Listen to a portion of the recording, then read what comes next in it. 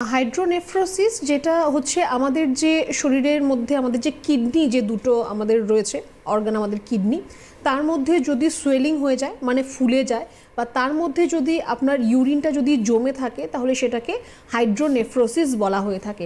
অনেক সময় যখন আমরা ইউএসজি করি, পেটের ছবি যখন আমরা করি, আলট্রাসাউন্ড করি, তখন তার মধ্যে দেখা যায় যে আপনার নেফ্রোলিথিয়াসিস রয়েছে বা হাইড্রোনেফ্রোসিস রয়েছে। তো এই জিনিসটা কি সেটা অনেকেই হয়তো বুঝতে পারে না বা সেটাকে হয়তো ঠিক আছে কোনো ব্যাপার নয়, ঠিক হয়ে যাবে, এরকমভাবে একটু অবহেলা করে। কিন্তু অবহেলা একদমই করা চলবে না, কারণ এর থেকে কিন্তু আপনার কিডনি আস্তে আস্তে নষ্ট হয়ে যেতে পারে, ড্যামেজ হয়ে যেতে পারে। হাইড্রোনেফ্রোসিসের মধ্যে আপনার সমস্যাটা যেটা হচ্ছে, আমাদের যে ইউরিন যেটা হয় সেটা আমাদের কিডনিতে তৈরি হচ্ছে, কিডনি থেকে সেটা আমাদের ইউরিনারি ব্লাডারে যায় একটা লাইনের মাধ্যমে, যেটাকে ইউরেটার বলা হয়। একটা চ্যানেলের মাধ্যমে ইউরিনারি ব্লাডারে আমাদের ইউরিনটা যায়, আর সেখান থেকে ইউরেথ্রার মাধ্যমে ইউরিনটা আমাদের শরীর থেকে বেরিয়ে আসে।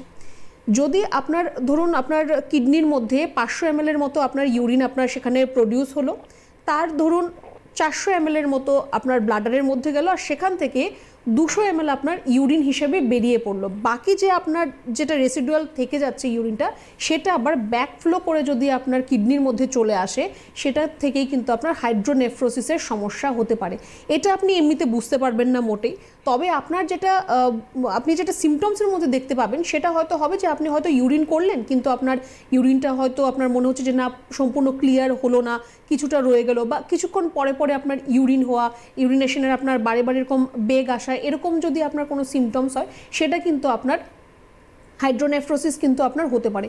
আপনার সম্পূর্ণ যে ইউরিনারি ট্র্যাক্ট যেটা রয়েছে সেখানে কিন্তু আপনার ইনফেকশন হয়ে যেতে পারে, যেটাকে আমরা ইউটিআই বলে থাকি। এই সম্পূর্ণ যে জিনিসটা আপনার kidney, ureter, urinary bladder, urethra, এই 4টে জিনিসের মাধ্যমে কিন্তু আপনার এই সম্পূর্ণ আমাদের যে শরীর থেকে যে ইউরিনটা বেরোচ্ছে সম্পূর্ণ কিন্তু প্রক্রিয়াটা চলে।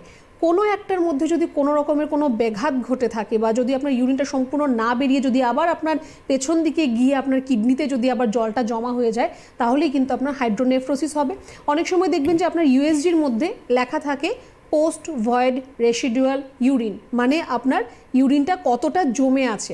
সম্পূর্ণ আপনার ব্লাডার বা কিডনি কখনোই একদম খালি হয়ে যাবে না, একদম শূন্য কখনো হয় না, কিছুটা থেকে যায়। সেটা আপনার হয়তো 20 cc 30 cc মতো হবে। অনেকের ক্ষেত্রে দেখা যায় যে 380 ml রয়েছে, 500 ml রয়েছে। তো সেটা কিন্তু আপনার জন্য পরবর্তী সময় খারাপ হতে পারে। একদম আমরা আলোচনা থাকবো ভীষণ